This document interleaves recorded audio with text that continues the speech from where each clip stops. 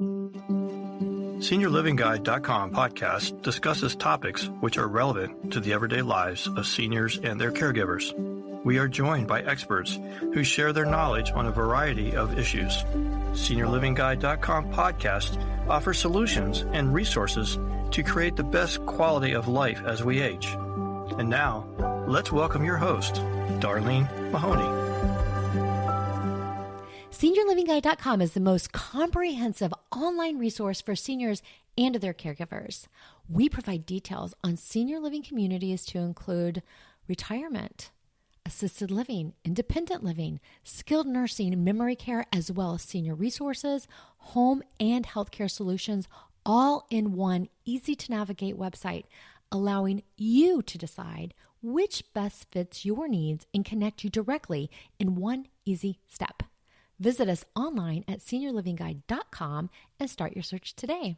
And I would like to express our gratitude to our podcast sponsors, Transmed Care Long Distance Medical Transportation and GoGo Grandparent. When a loved one with a disability or medical condition needs to relocate, Transmed Care is here to help with safe and secure nationwide medical transport services, while GoGo Grandparent provides reliable local rides, no smartphones required, with all drivers and vehicles screened to meet your mobility needs. Check us out at SeniorLivingGuide.com podcast. We are making sure that our seniors are getting exactly where they need to go. And today we are joined by Mike Watson. He is the Director of Livable Communities at AARP, where he is the enterprise lead for livable community efforts and works with AARP's 53 state offices to encourage towns, counties, cities, and rural areas to be more livable for people of all ages.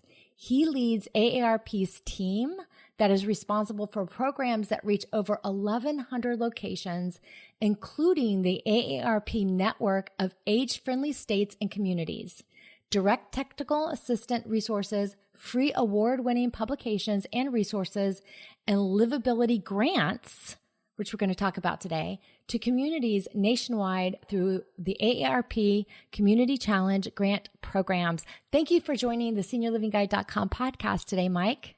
Thanks for having me. It's such a pleasure to be here.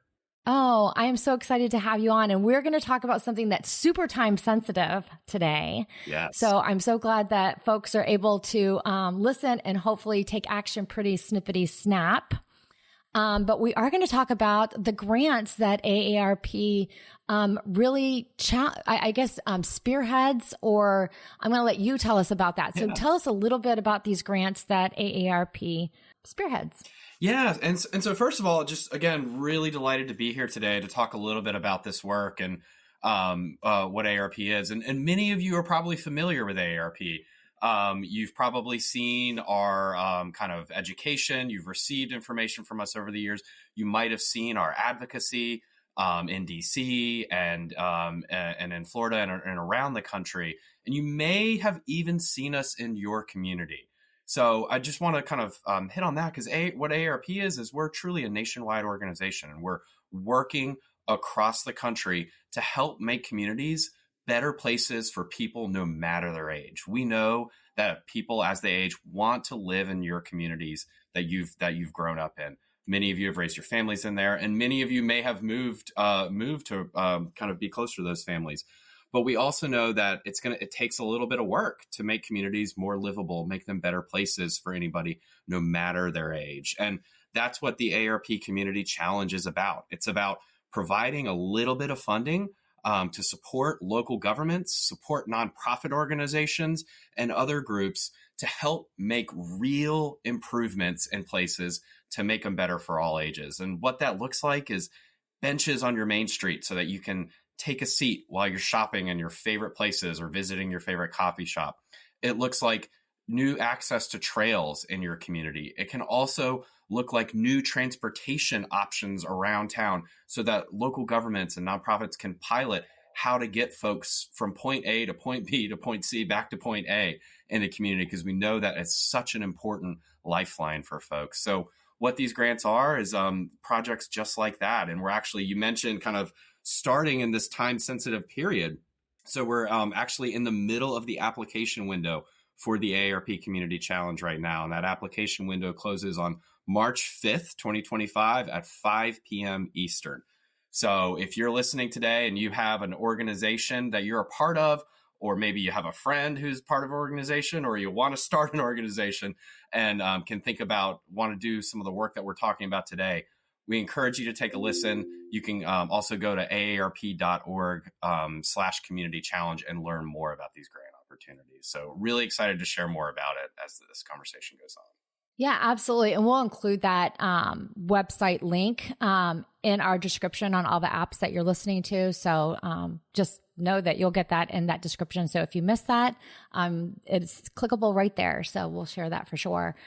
So give us a little bit of an overview of what the 2025 AARP Community Challenge grants are. Yeah, so what the projects are, so the AARP Community Challenge, and what it really focuses on, as I mentioned earlier, is real life improvements in your community that are going to make it a better place for you. Also focuses on community engagement, and really want to underscore this. There is a quick action timeline because we believe that change can be made possible. It takes time, but we know that it's made possible with lots of little steps, and we want to be part of that change. So that's something to really underscore. And as I mentioned earlier, the program is open to local governments or state governments and 501c3, C4, and C6 nonprofits. We can consider others on a case-by-case basis. So if you're kind of not sure if you're on the fence, well, you can go to our website and there's lots of FAQs you can sort through there. So the opportunities that we have this year, we have 3 opportunities available for folks. First, we have an opportunity called flagship grants, and these are kind of our traditional grants that AARP has given out through this community challenge since 2017. And what they are projects kind of in this, roughly $10,000 range.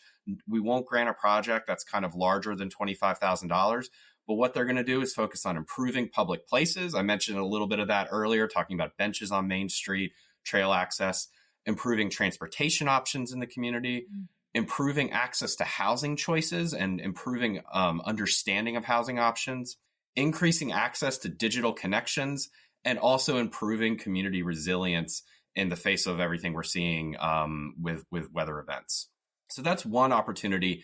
The second are what we called capacity building microgrants, which are a really fun area that we developed in the program recently.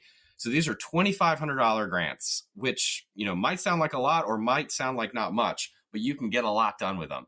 And what they are small grants to an organization, but also combined with one-on-one coaching from AARP and leading national nonprofit organizations on a few areas to really help you get going on your project and help you see it through. And for these types of opportunities, we're accepting applications for projects that support one, disaster preparedness training, so helping people understand what they need to do to prepare for a disaster for themselves and for their community.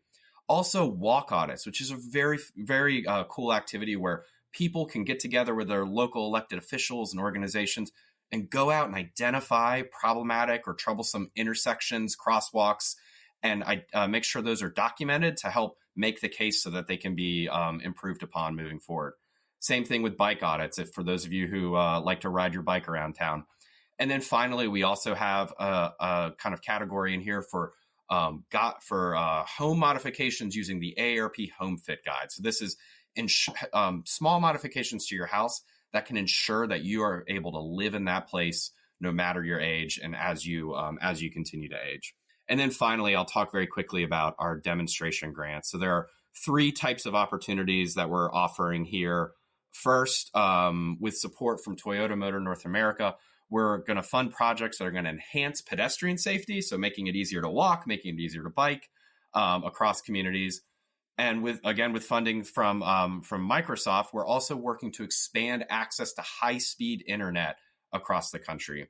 And then finally, we have 2 other opportunities, 2 other categories under here, focused on reconnecting communities that are divided by infrastructure. And finally, implementing design competitions by local government to help people understand the different housing options that are in communities. So a whole lot of information I just shared there. But as you know, it's all on our website, aarp.org/community challenge.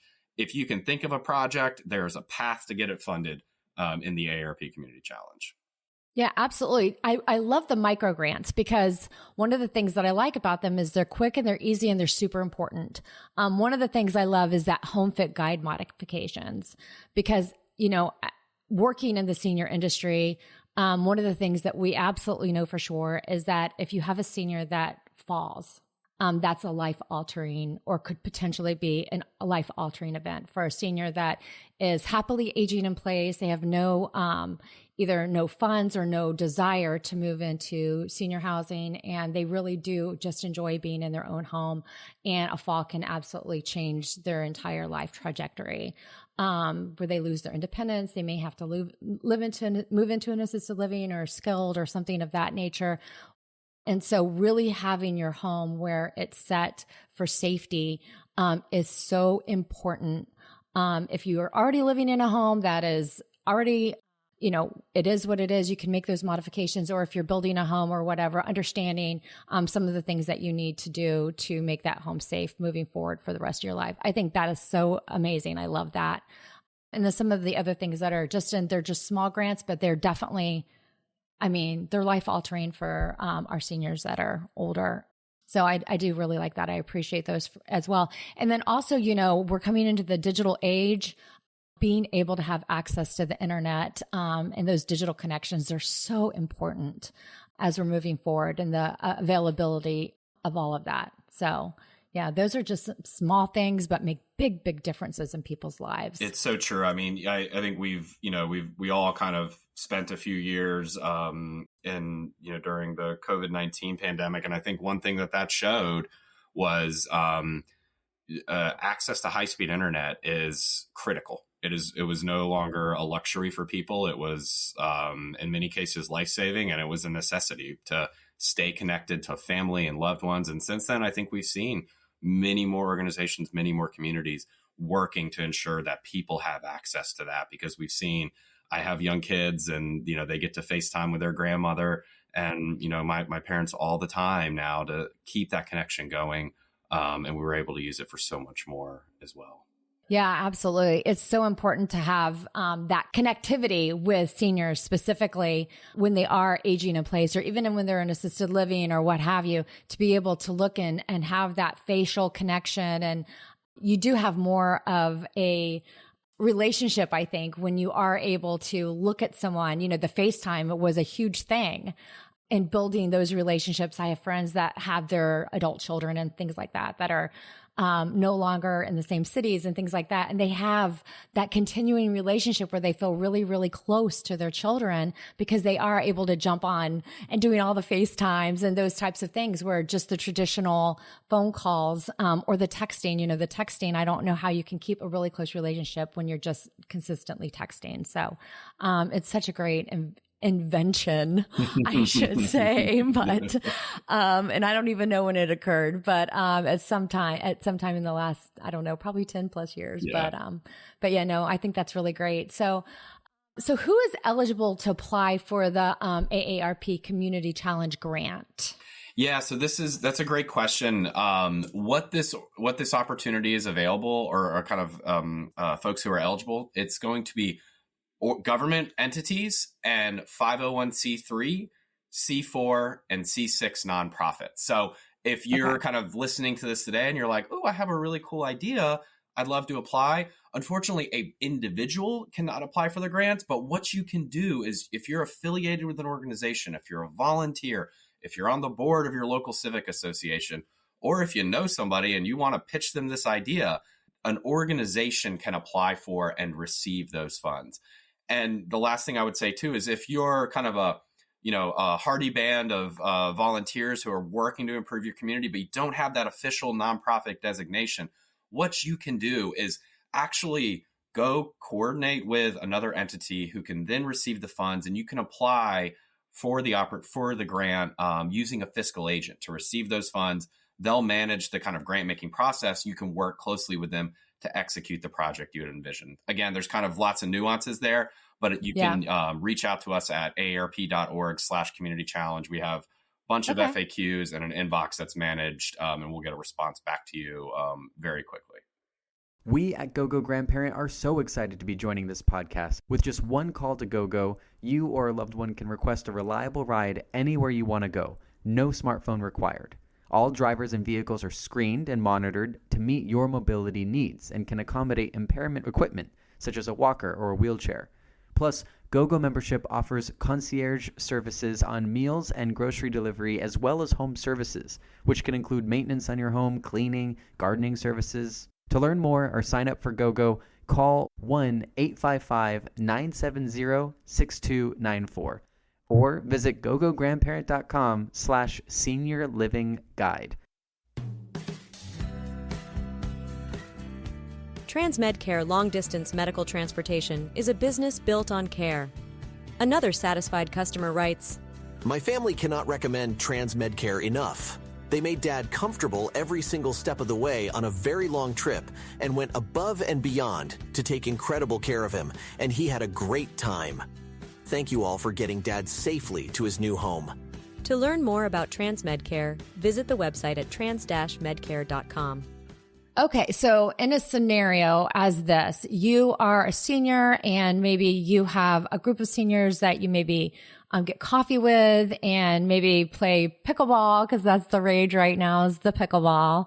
But you see an issue in your area where maybe there's not proper pedestrian pathways or something of that nature, and you see that there is a problem.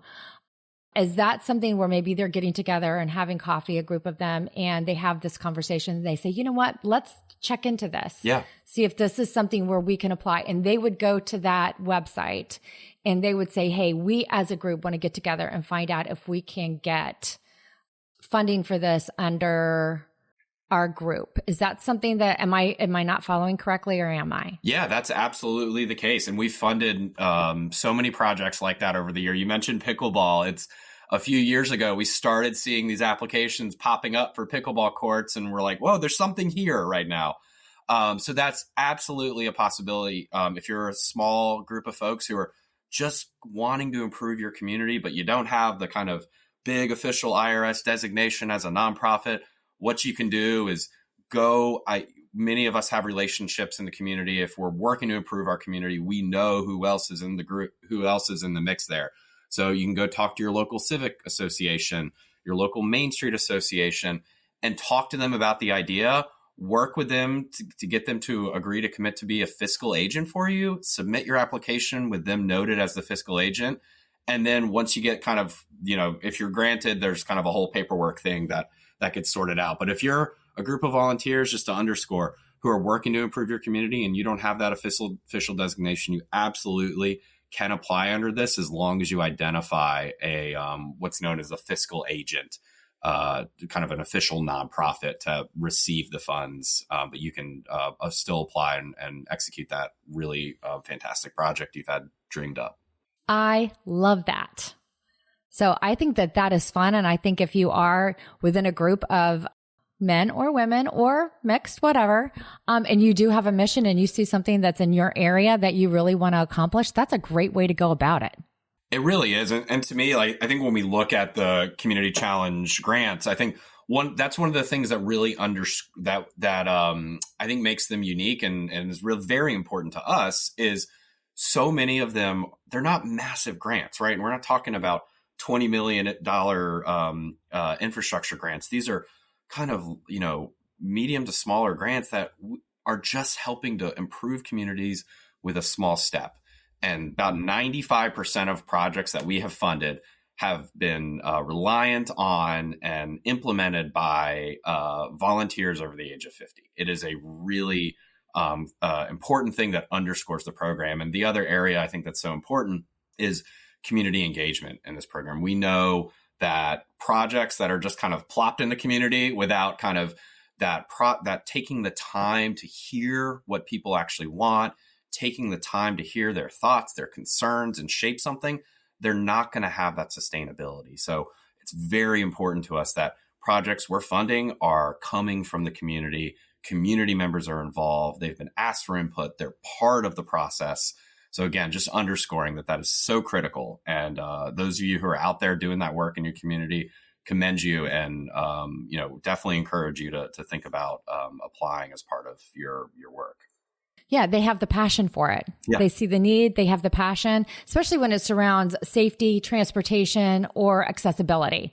I think there's a passion for that, and they know that it's going to just not help them, but it's also going to help their neighbors, and they're going to jump in to make it happen.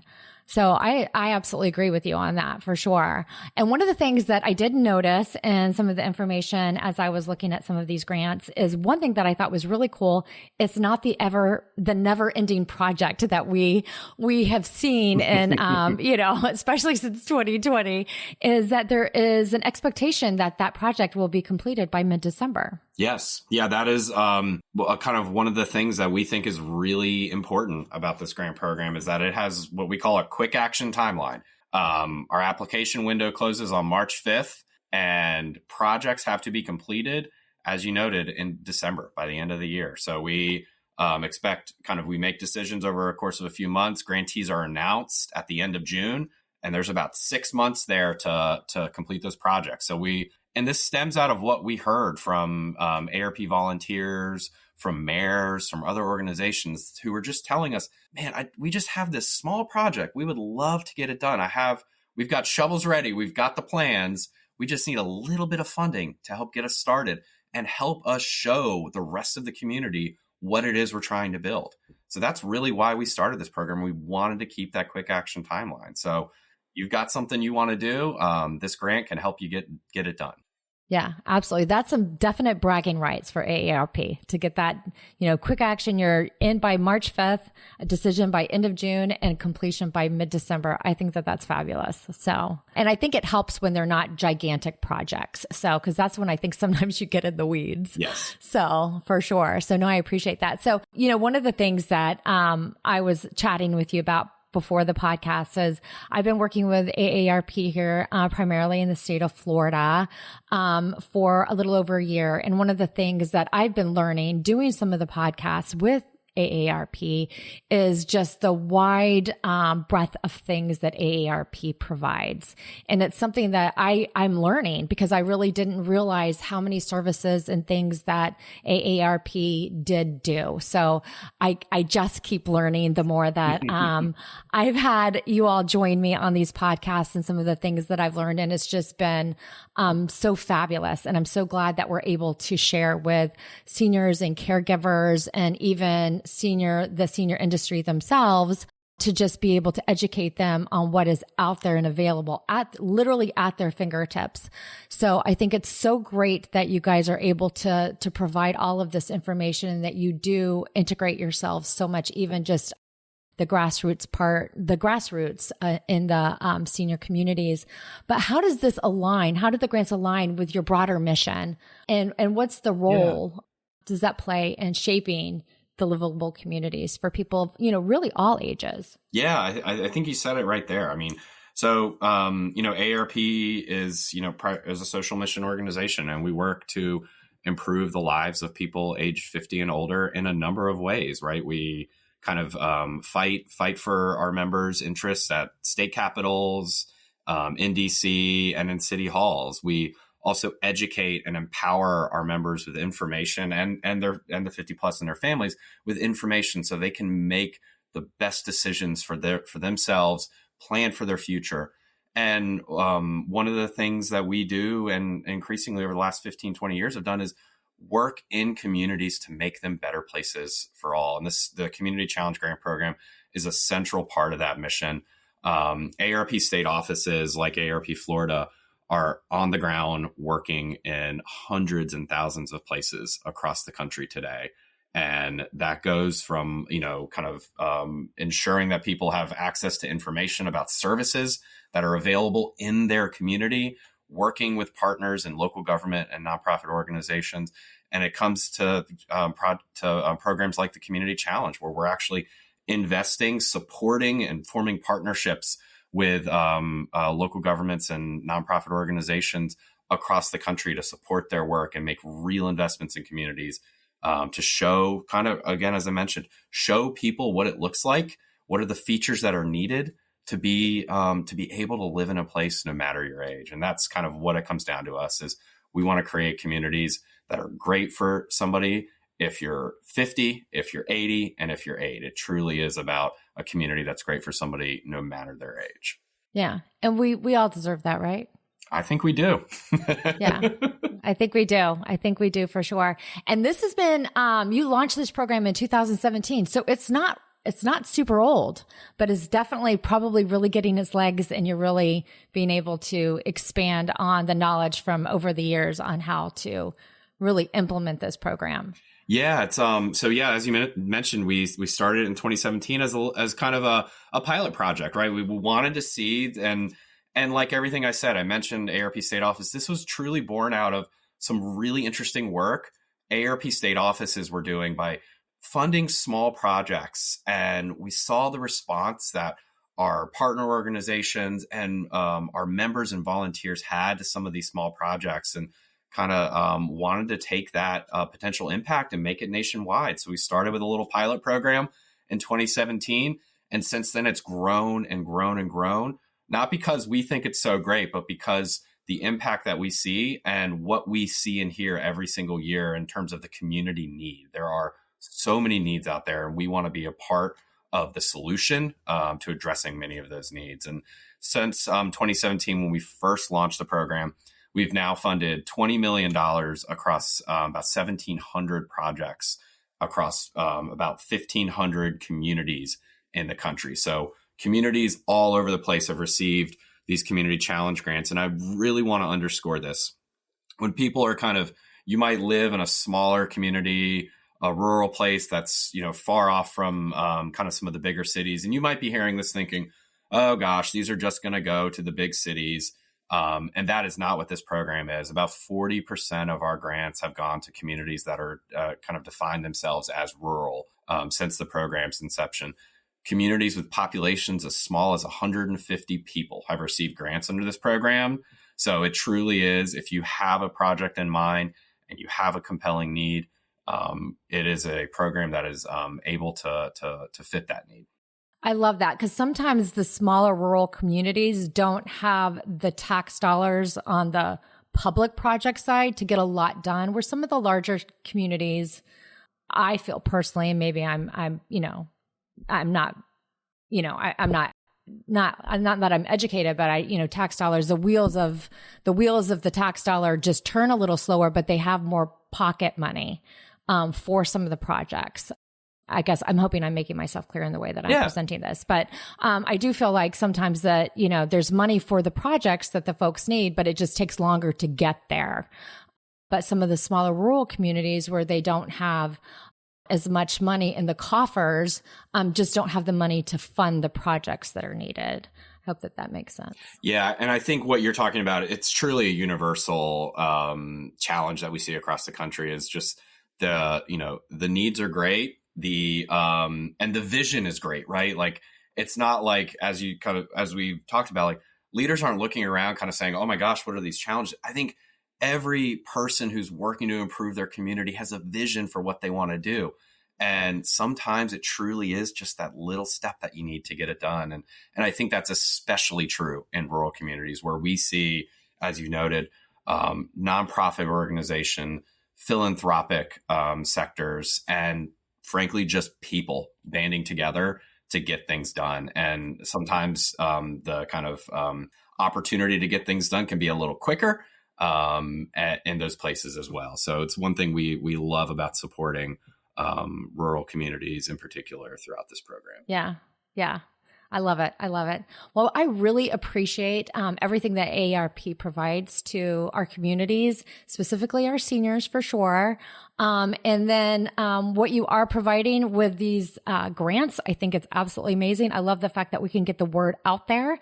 So I'm hoping that our listeners can take advantage and make some phone calls, band together, and help with some of the needs within their own communities and utilize the AARP.org/community challenge, which will also, as I mentioned, be in our description. So that they can utilize that. Check it out. So if they go to that website, there's also just general information on the grants, et cetera. Correct? Yeah. If you go to that website, you'll be able to find, honestly, if you have a question about the grants, it's probably there. And if it's not there, there's an email inbox you can email, and we provide a very quick response to it. So if you got a question, it will be answered. And while you're there, also encourage you to kind of look around on the website a little bit more, because there's links to more information about what AARP does. You mentioned kind of home modifications and how important that is. The Home Fit Guide that we talked about is a free tool resource that you can download. It's you can get it online, or you can order a print copy. We have dozens of other tools just like that you can use to kind of take action in your home to improve your life or improve your community. So definitely encourage you to do that. And the last thing I'll say on this is, if you get there and you're kind of looking around, you're like, oh, this is really interesting. I would love to do this. And we have a project in mind, but I just don't think we can get everything together by the deadline. This is an annual program that we offer every single year. And we have communities apply multiple years. Maybe the first year they weren't able to get it in. They came back and applied the next year and were granted. So just know that that's going to be an opportunity that's out there in the future as well. So again, if you get there and you're interested, but just can't pull it together, we encourage you to still give it a shot and go through the process. But if not, we expect to offer this annually moving forward. Oh, perfect. So you can start, if you don't make it in this time, start planning and plotting for next year. Love that. Always have to plan and plot and do what you can to get those kind of quick steps done. Exactly. There you go. Thank you so much for joining us on the SeniorLivingGuide.com podcast episode, Mike. We absolutely enjoyed it. And hopefully we can have you come back on potentially after all the decisions have made, and we can kind of maybe see what's going on there. That sounds lovely. We'd love to do that. We've had 54 projects granted in Florida since this program started, and really excited to announce many more this coming year. All right. Well, I'd love to catch up on that if that's something that we can do. So that would be great. Would love to. Thank you. All right. Thank you. Thank you very much. And if you enjoyed this SeniorLivingGuide.com podcast episode, please check us out. We are available anywhere you listen to podcasts, such as Spotify, Apple Podcasts, Good Pods, or anywhere you listen to music. Thanks for listening.